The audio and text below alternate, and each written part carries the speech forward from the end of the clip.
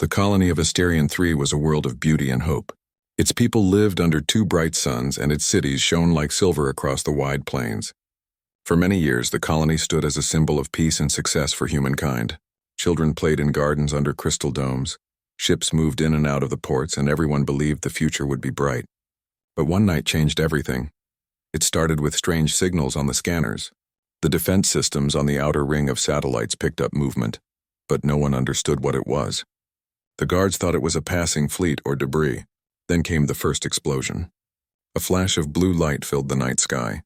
Seconds later, fire began to rain down on the cities.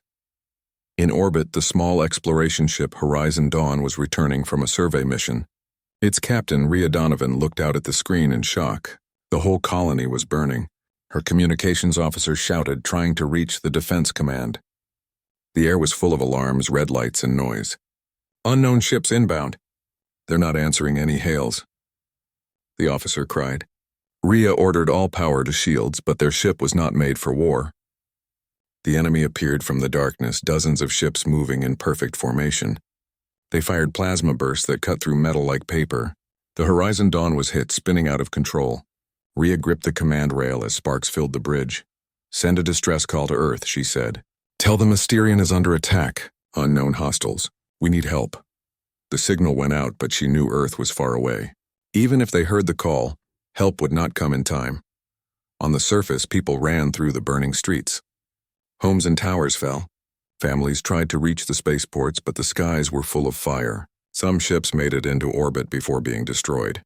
Others exploded before they left the ground. Entire cities were lost within hours. The night turned red. The air itself seemed to scream. In the control center of Helios Prime, Commander Laird and his team worked until the very end. He ordered defense drones to attack, but the enemy moved faster than any human ship. They were too organized to be pirates, too advanced to be random raiders. Before the command center was hit, Laird sent one final message. "We are betrayed. Tell Earth, remember us." Then the signal ended forever. When the message reached Earth 3 days later, the world stopped. The transmission was broken and filled with static, but the images were clear. Flames, shadows, death. Asterion was gone. The leaders of Earth gathered in the grand chamber of the United Council. The air was cold, heavy with silence. President Leon Ward stood at the center table. Around her were generals, scientists, and diplomats. Everyone watched the recordings in disbelief. Rhea Donovan's last report, the explosions, the desperate calls for help, it was all too real. "How could this happen?" one minister asked. General Tobias Kern, head of Earth's Defense Command, spoke in a deep, steady voice. "The attackers had weapons far beyond pirate grade. They used coordinated military tactics. Someone gave them this technology." Dr. Mira Voss, the chief scientist, placed a small metallic fragment on the table. "This was recovered from Asterion's orbit," she said. "It is not human metal. The structure is alien, and it matches materials used by the Verne Dominion." Everyone turned to her. The Verne Dominion was one of the most powerful members of the Galactic Council. If they were involved, it would mean that someone within the Council had attacked humanity itself. Ambassador Lane Holt, Earth's voice in the Galactic Council, folded his hands. His expression was calm, but his eyes showed a quiet storm. "If this is true," he said, "then this was not a random act. This was an act of war, but we will not strike blindly. We need proof." President Ward nodded. "Then find it. But understand this, if they did this, if they burned our people alive, then we will not forgive or forget." Days later, Ambassador Holt stood in the center of the Galactic Council chamber. The hall was vast and glowing with alien colors. Hundreds of delegates from every known race filled the seats. Above them floated the Great Seal of the Council, a symbol of peace that now felt hollow. The Speaker of the Council, a tall being of light and tendrils, addressed Holt. "Representative of Earth," it said, "you have called this emergency session. Present your words." Holt pressed a control, and the images of Asterion 3's destruction appeared in the air. The room grew silent as the burning cities played before their eyes. "This was Asterion," he said. 2 billion humans lived there. They were murdered by ships that used your weapons, your alloys, your engines. We demand to know who is responsible." The Verne ambassador stood up, his scales shining under the chamber lights. "You accuse us without proof?" he said coldly. Perhaps your people destroyed their own colony. Perhaps your human greed caused this. Holt did not move. We found Vern metal in the wreckage. We found your energy signatures on the plasma residue. Do not lie to us.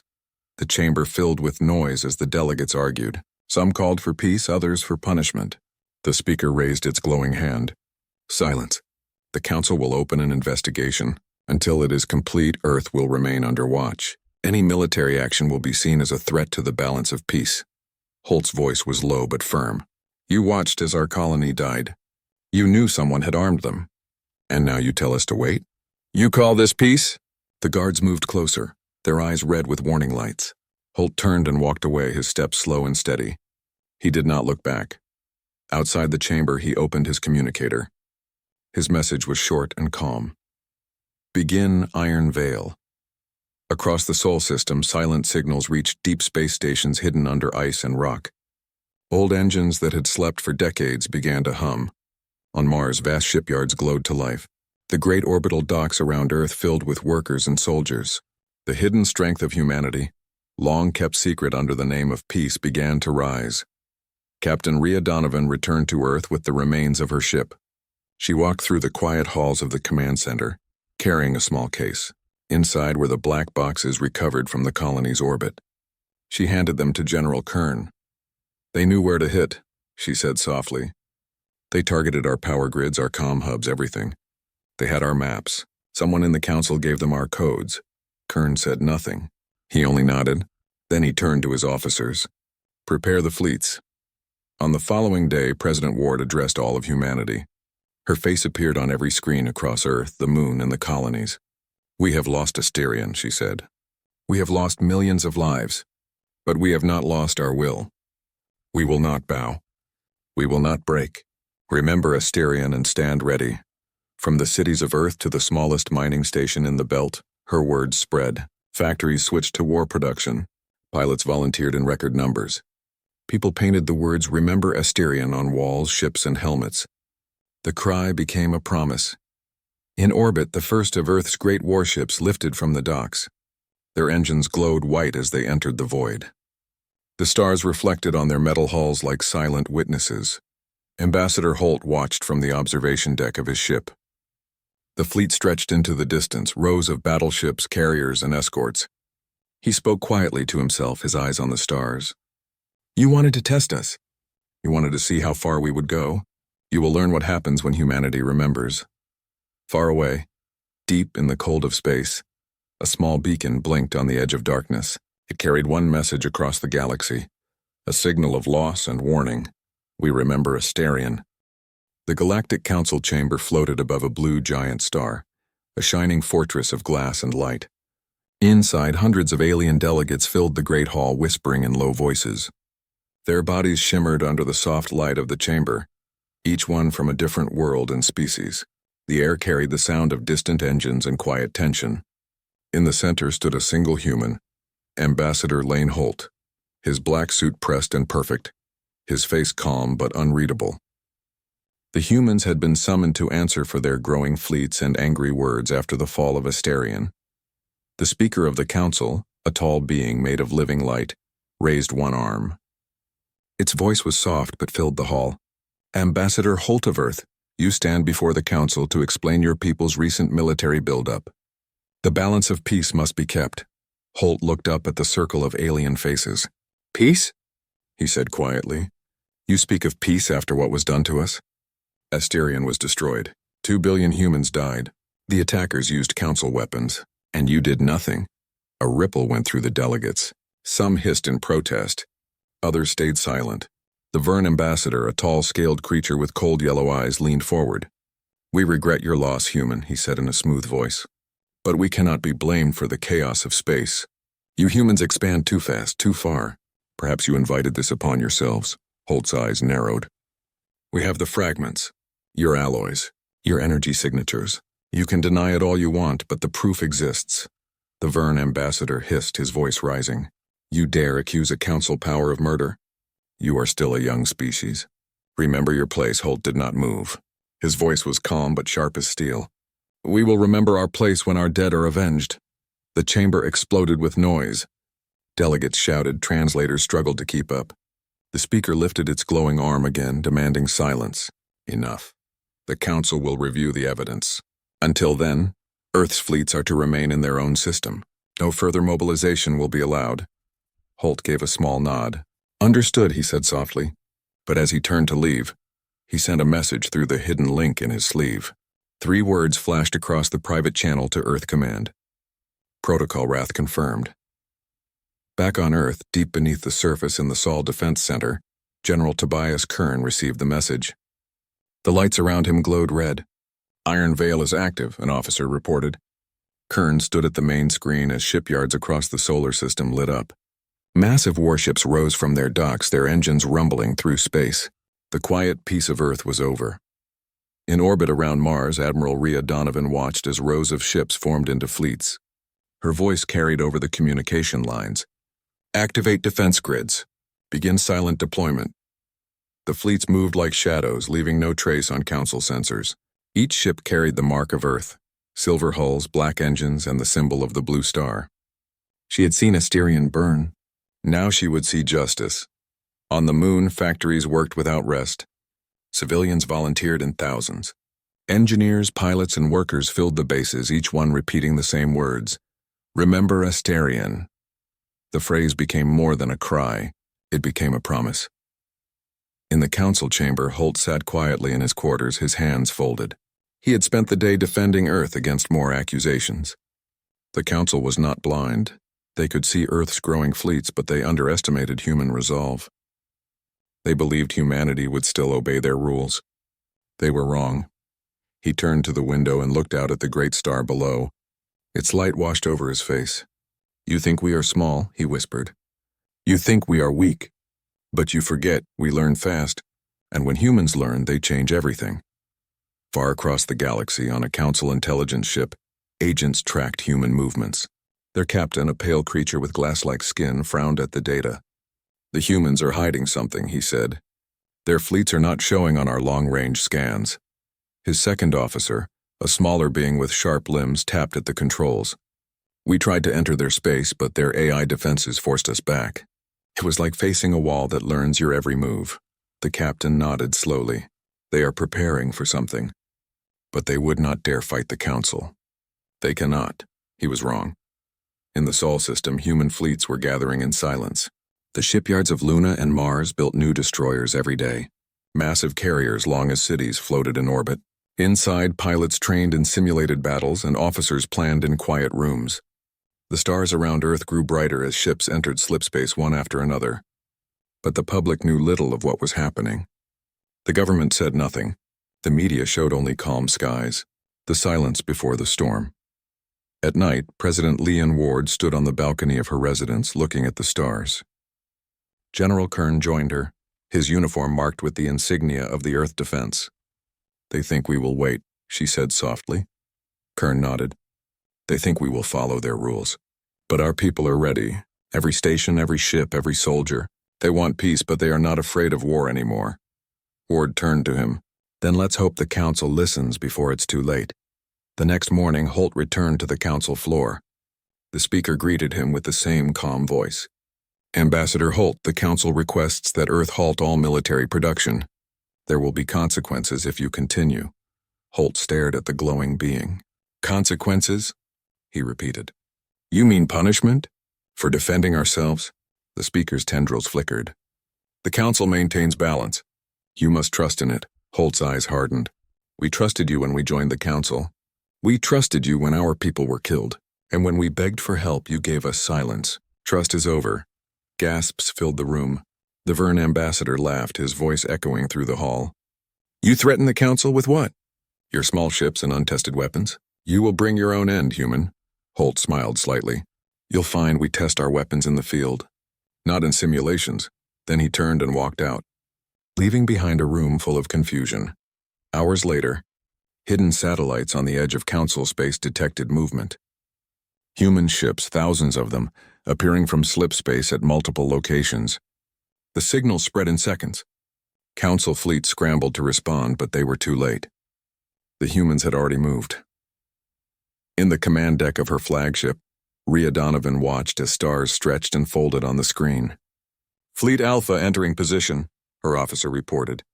Beta and Gamma fleets reporting success. Hold formation, she said. No one fires unless ordered. We are not here for revenge. We are here for truth. From her seat, she could see the great council worlds glowing in the distance. For the first time in history, human fleets stood equal to the powers that once ruled over them. Back in the council's central system, alarms filled the skies. Hundreds of alien fleets tried to form defensive lines. The Speaker of the Council called for calm, but panic was spreading. The Vern Dominion sent their war fleets toward the humans, confident of victory. They did not know the scale of what was coming. Far from them, in the deep void, the first wave of human dreadnoughts came into view, giant ships moving in perfect silence. They carried no messages, no warnings, only the quiet promise of retribution. Inside his ship, Holt stood before a holographic map of the galaxy. The red marks of human fleets spread like fire across the stars. He closed his eyes for a moment, then opened them with calm certainty. Let them see, he said quietly. Let them see what happens when humanity is pushed too far. The AI beside him, Athena, spoke in a soft voice. All fleets report readiness. Awaiting final command. Holt nodded. Send the message. Across every human ship, a single transmission was sent to the Galactic Council. It carried only 5 words. No threats. No demands. You watched. Now we act. The stars burned cold and silent above the fleets of Earth as they moved through deep space. Hundreds of thousands of ships glided across the void in quiet formation. Their engines left trails of faint light, like rivers of fire in the dark. No music, no messages, no voices. Only silence and purpose. Humanity had begun something the galaxy never thought possible. Admiral Rhea Donovan stood on the bridge of her flagship, the Sol Hammer. Around her, officers moved quickly between glowing screens. Fleet position stable, one reported. Beta and Gamma fleets are holding near the Council border. Delta Fleet is hidden in the Nebula field, awaiting orders. Rhea nodded. Maintain stealth protocols. No one fires unless commanded. Her voice was calm, but her heart carried a heavy weight. Every ship in her fleet held thousands of lives, and the next decision could decide their fate. In the darkness beyond their ships, the Galactic Council fleets were gathering too. Massive war cruisers of alien design floated like monsters from another age. They outnumbered the human fleets, but they did not understand them. The aliens believed humanity still fought with pride and emotion. They did not see the discipline, the planning, the quiet rage. On Earth, President Leon Ward watched the battle maps update in real time. The room around her was dim, the only light coming from the holographic stars above the table. They are moving closer, General Kern said. The Council fleets will reach the border within 30 hours. Ward crossed her arms. And our fleets? They are already in position. If the Council fires first, we strike every supply route they have. We hit fast and disappear. Ward looked at him. You think we can win? Kern did not smile. Winning doesn't matter now. They have to understand that they can't kill us without paying the price. The message had spread to every corner of human space. Remember Asterion? It was painted on ships, carved into helmets, whispered by soldiers as they prepared for war. Across colonies and stations, humanity was united for the first time in centuries. Far from Earth, in a secret base hidden in an asteroid field, technicians worked day and night around a giant machine. It was the pulse engine, a weapon unlike any before it. Its energy came from the fusion of dark matter and gravity wells, something that only human engineers had dared to try. It was still untested, but the plan was clear. If the Council attacked Earth, the pulse engine would end the war in a single strike. Back on the Sol Hammer, Rhea received a coded message. It was from Ambassador Holt. She opened the channel and his calm voice filled the bridge. Admiral, the Council has called an emergency meeting. They are debating a preemptive strike against us. Their speaker believes humanity is bluffing. They think we will back down, Rhea replied. They underestimate us. They always have, Holt said quietly. But they will soon understand. If they fire first, we will answer with everything we have. Until then, hold your fire. We will not be the ones to begin this war. Understood, Rhea said. The transmission ended and silence returned. In the Galactic Council chamber, the tension was unbearable. The speaker's voice echoed through the room. The humans are moving fleets into restricted zones. This is aggression. The balance of the galaxy must be maintained. The Vern ambassador stood, his silver scales glinting in the light. We should strike now. Crush them before they grow stronger. They are unpredictable and dangerous. Another delegate from the gentle Latari race spoke softly. The humans only defend themselves. Asterion was an attack against them. We should seek peace, not more blood. The speaker's form shimmered. There will be no peace unless order is restored. Prepare the fleets. If the humans cross the border, they will be destroyed. As the vote began, Holt stood at his desk, silent. He had already sent his final warning to Earth. He knew what was coming. Hours later, the stars above the border of Council space lit up with energy. Alien ships advanced in tight lines, their weapons glowing blue. The first shot came without warning. A Council destroyer opened fire on a human patrol. The plasma beam hit directly, tearing through the ship's hull. One explosion became 10. The war had begun. On the Solhammer, the alarms blared. Incoming fire! Council ships engaging our forward units. Rhea's voice cut through the noise. Return fire. All fleets advance. No hesitation. The blackness of space turned into a storm of light. Missiles, plasma, and railgun rounds streaked between fleets. Explosions rippled through the void. Ships twisted and turned, their shields glowing under the hits. Rhea watched her screens as one of her ships vanished in a burst of flame. She gritted her teeth. Keep formation. Focus fire on the Verne cruisers. Human ships moved with precision and speed. Their AI systems adapted with every second, predicting enemy tactics before they happened. The Council fleets were powerful, but they relied on old strategies. The humans were unpredictable. They struck and vanished into slipspace before the enemy could counter. In the middle of the chaos, a communication opened between Holt and the speaker. The alien's glowing eyes flickered with anger. You have brought war to the galaxy, human.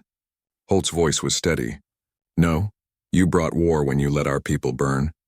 You watched and did nothing. Now you will see the cost of your silence. Back on the battlefield, human stealth ships slipped behind enemy lines. They targeted command ships and communications hubs. In minutes, entire sectors of the Council fleet lost coordination. Their ships began to drift apart, unable to receive orders.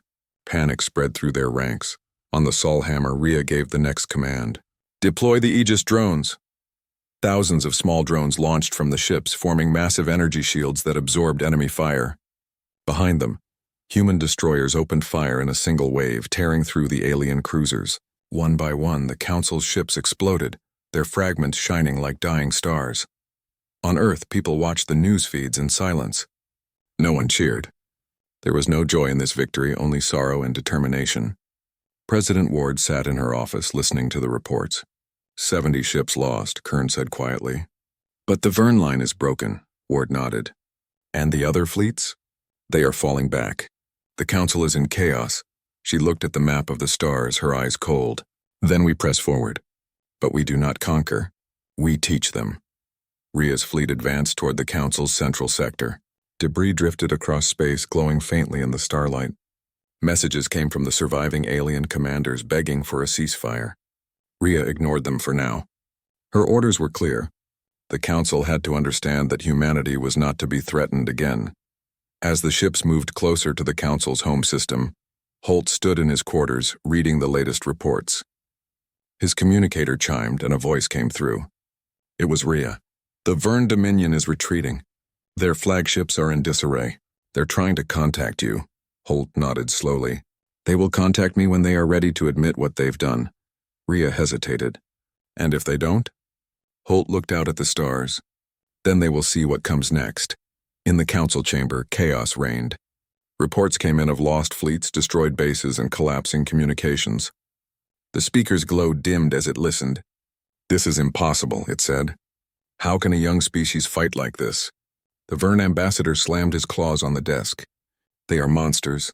Machines mixed with men. They are not natural. The Lithari delegate whispered softly. No, they are only human, and you never understood what that meant.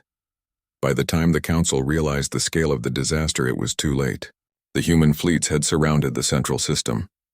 The stars themselves seemed to move as 500,000 warships appeared from slipspace, encircling the Council's capital world. They did not fire. They simply waited, silent and still. Holt's message arrived in the Council chamber. It was short. You wanted judgment. You will have it. Humanity does not beg. We remember Asterion. The message ended, leaving the galaxy in silence. The stars above the Council's capital world flickered as the shadow of 500,000 human ships blocked the light.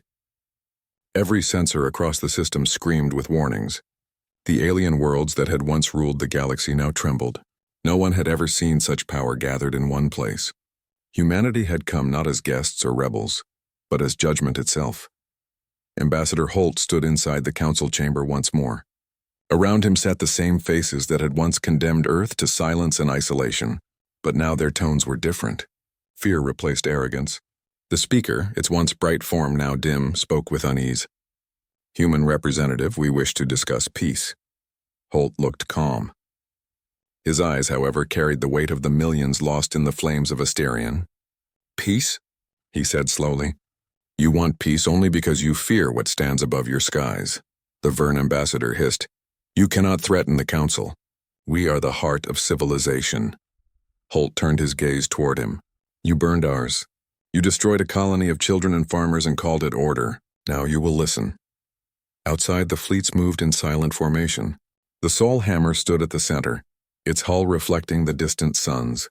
Admiral Rhea Donovan watched the council planet through the viewing glass. "No orders yet," her aide said quietly. "Hold position," she replied. "We are not here to destroy. We are here to make them understand." Across the fleet, soldiers waited inside the ships. Some were silent. Others whispered the same words repeated across human space. "Remember Asterion." The phrase was not a cry for blood, but a promise never to be forgotten. On Earth, President Ward received constant reports from the fleet. The war room was filled with tired faces and glowing maps. "The council is surrounded," General Kern said. "They are asking for negotiations." Ward nodded slowly. "They will talk because they have no choice. But make sure they understand. Humanity does not kneel." Back in the council chamber, the speaker's voice shook slightly. "Humanity's actions have disrupted galactic balance. You must withdraw your fleets. We will form a new agreement." Holt smiled faintly. "Balance? You call it balance when entire species live under your control? When your laws only serve the powerful? You call it peace when we are silenced? No, that ends today." The Lithari delegate, a being of soft light and calm voice, spoke. "Then what do you seek, human? Do you want revenge?" Holt looked around the room. "No, we seek truth. We seek justice. We want every species you ruled to stand as equals. The council will not decide the fate of others anymore." The speaker's glow dimmed. "You demand the impossible." "Then you will see what humans do with the impossible," Holt said. Outside, Rhea's command came through the fleet. "Prepare orbital displays." Thousands of ships shifted in perfect unison. Their weapons powered on, not to fire, but to send lines of light across the sky. Above the council world, a massive image formed from the fleet's energy beams, the symbol of humanity's unity, the intertwined hands of Earth's nations. Across the surface, billions looked up at the sky and saw it. For the first time in history, the council's citizens realized what was happening was not a conquest. It was a message. Inside the chamber, Holt spoke again. "You thought power came from control. You were wrong. Power comes from unity, from the will to stand when the world burns. We will not rule you, but we will not be ruled again."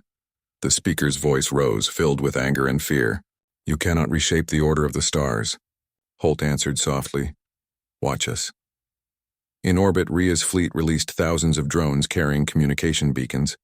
Each beacon transmitted a signal across every council world, broadcasting the truth about Asterion, the images, the voices, the screams that had been buried by the council's censorship. Entire worlds watched the truth unfold. The image of burning colonies, the council's denial, and the long silence that followed. Riots broke out on dozens of planets. The citizens of the council races demanded justice. Old alliances cracked. The council's control began to collapse from within. Rhea watched the data feed. "It's spreading fast," her officer said. "Their communications are breaking down. Protests everywhere." She nodded. "Good. They needed to see it with their own eyes." The Vern ambassador slammed his claws against the table.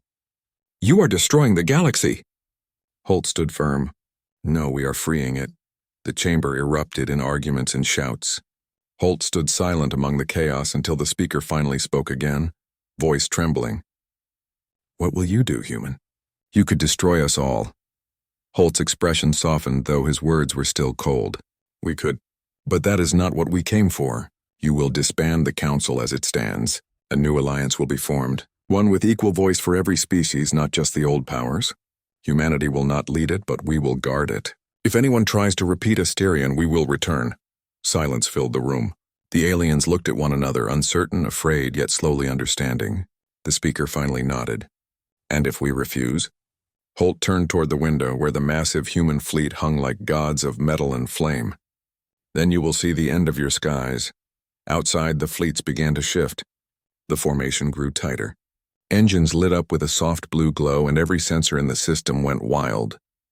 The message was clear. They could wipe out the entire planet if they chose. Inside the chamber, the speaker looked at Holt and finally lowered its head.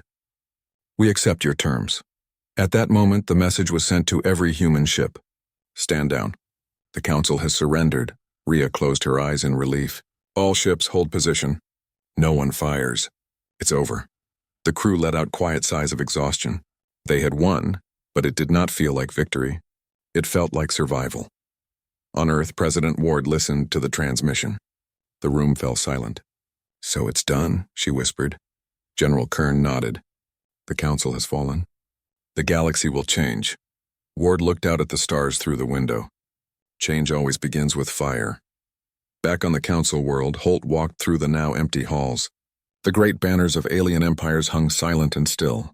The chamber that once looked down on humanity now felt small and fragile.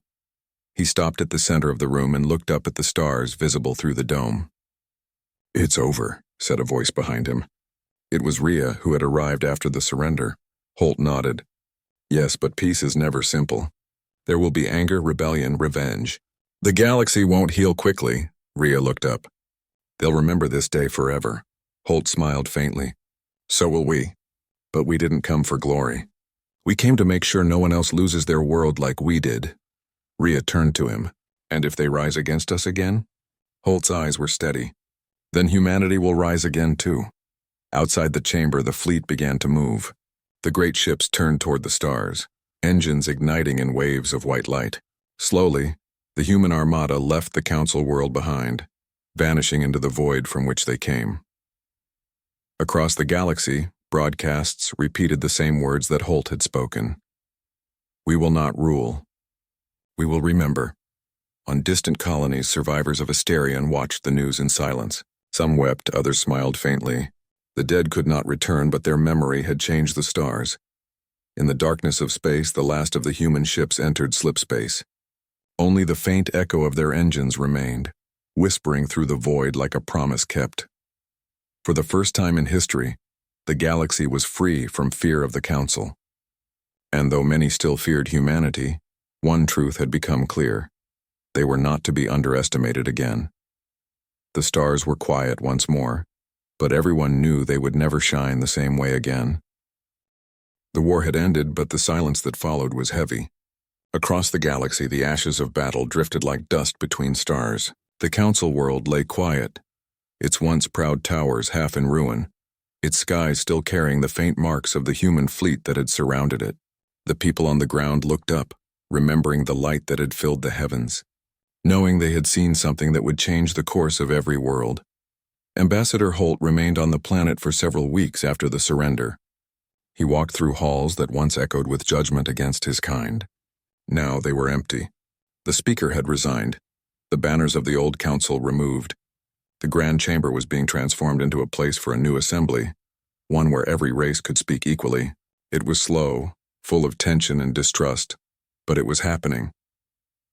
Rhea Donovan had returned to her ship, but her mind was restless. From orbit, she could see the council capital glowing faintly under the sun. The fleet was still stationed nearby, watching but silent. She received constant messages from the colonies, from the families of soldiers, from the survivors of Asterion. Some called her a hero, some simply thanked her. Yet she felt no pride, only the strange stillness that came after fire. One night, Holt came aboard the Saul Hammer to meet her. He found her standing by the window looking at the stars. It's strange, she said softly. We fought so hard for this, and now that it's over, it doesn't feel real. Holt nodded. Victory rarely feels real. Because it doesn't bring back what we lost. She turned to him. Do you think they'll keep their word? The new council? He smiled faintly. They will try. Fear can force peace, but truth can build it. We showed them both. They stood in silence for a long time, watching the light of distant worlds flicker across the dark. On Earth, the world had changed too. The streets were quiet, the skies calm. News screens no longer showed battles, only rebuilding. President Ward spoke before the Assembly of Nations, her voice clear and steady. The war is over, she said, but we must not let victory turn us into what we fought against. Humanity's strength lies not only in our weapons, but in our will to remember who we are. The people listened, knowing she was right. The galaxy now watched them as both saviors and threats. Every decision mattered. The fleets that had once marched to war now became protectors of peace. Human engineers shared technology with smaller races. Scientists helped rebuild the colonies destroyed during the conflict. The name of Asterion was no longer just a tragedy. It became a promise never to repeat the same mistake. In the far reaches of space, where wrecked ships still floated, scavenger teams worked under the silent stars. One of them, a young pilot named Eli, guided his shuttle through the remains of a council cruiser. His partner pointed at the scorched metal. Hard to believe this once ruled the galaxy, he said. Eli nodded. Harder to believe we stopped them. He looked at the wreckage for a moment.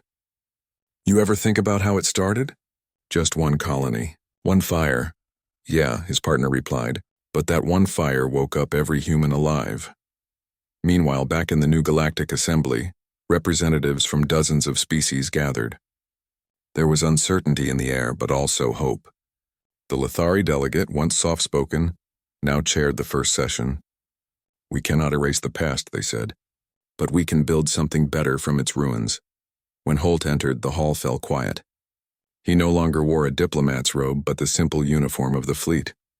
He looked around at the gathered faces, some curious, some fearful, some proud. I am not here as a ruler, he said.